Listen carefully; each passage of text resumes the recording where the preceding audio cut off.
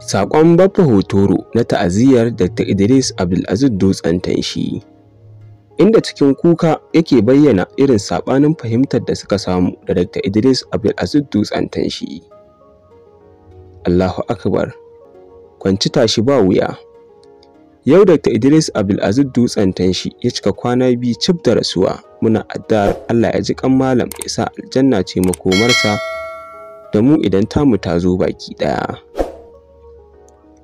Kamar da yadda kuka sani a wannan tasha tamu mun sha kawo muku karatun Baffa Hotoro, ko kuma na ce murtaninsa ga Dr. Idris Abdulaziz Dutsen Tanshi kan wasu kurakurai na maganganu da Dr. Idris Abdulaziz Dutsen Tanshin yake yi, kan cewar yana da kyau Dr. Idris Abdulaziz Dutsen Tanshin ya fito ya gyara kurakuran da yake karantarwa.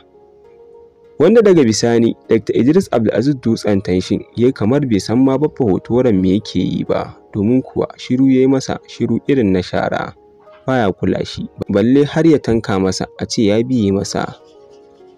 Sanin kowa ne ya san Baffa Hotoro kamar ɗalibi ne babba a wajen Dr. Idris Abdulaziz Dutsen Tanshin, amma kuma daga bisani suka samu saɓanin fahimta, wanda daga bisani Baffa Hotoron yake masa raddi sosai, inda yanzu za ku ji bayanin saƙon ta'aziyyar Baffa Hotoro ga iyalan Dr. Idris Abdulaziz Dutsen Tanshin da ɗalibansa, haɗe da cewar tabbas suna da saɓanin fahimta da Malam Dr. Idris Abdulaziz Dutsen Tanshi, kuma saɓani ne akan karantarwa addini, ba wai akan son zuciya ba.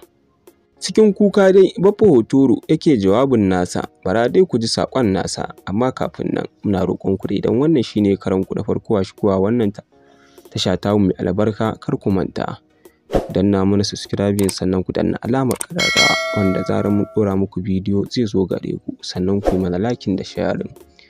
Liking ɗinku shine zai dinga tabbatar mana da duk abin da muka ɗora muku yana matuƙar gamsar da ku.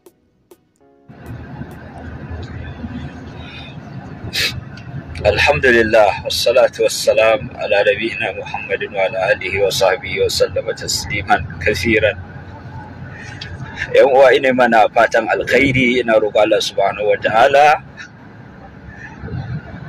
ya shiryar da mu, ya datar da mu, ya tabbatar da digadigan mu akan addinin musulunci da kuma sunnar manzo Allah sallallahu alaihi wasallam. Yan uwa, mun samu labari cewa Allah subhanahu wataala ya yi wa Dr. Idris rasuwa. Muna roƙo Allah subhanahu wataala ya ji kansa, Allah ya gafarta masa, Allah ta'ala ya yafe masa kurakuransa. Muna roƙo Allah subhanahu wataala ya yafe masa, ya gafarta masa kurakuransa,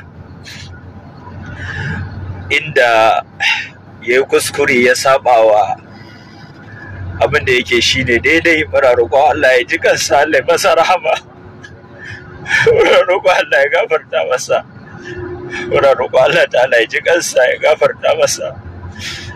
Kamar yadda aka sani, akwai sabani tsakaninmu da Dr. Idris kan wasu hadisai na manzon Allah sallallahu alaihi wasallam,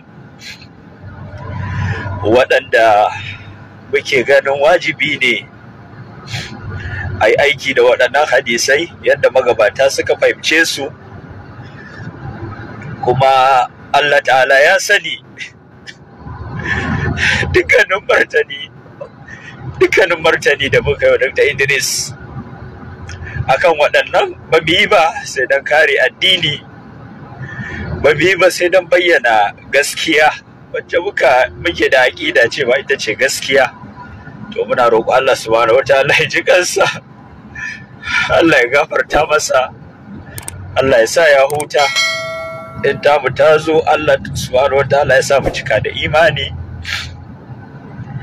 Ina roƙo Allah subhanahu wataala ya inganta bayansa, kare ‘ya'yansa da zuriyarsa, ya musu albarka.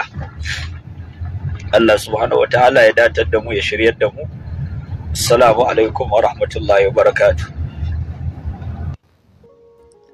To kun dai ji jawabin ta'aziyyar Baffa Hotoron. Muna addu'ar Allah ya ji kan Dr. Idris Abdulaziz Dutsen Tanshi, ya sa aljanna ce makomarsa. Mun gode da sauraron mu da kuka yi.